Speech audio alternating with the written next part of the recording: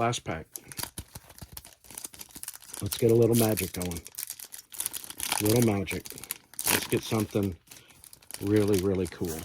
And I think we pulled a great sepia. Probably the best sepia of the pack. Let's see. Tyler Fitzgerald.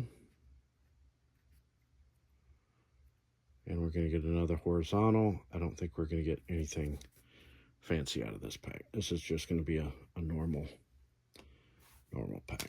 There's a Suzuki. JJ Bleday.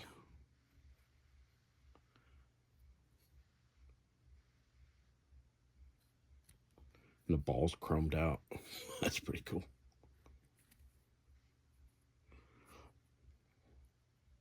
Miguel Andujar.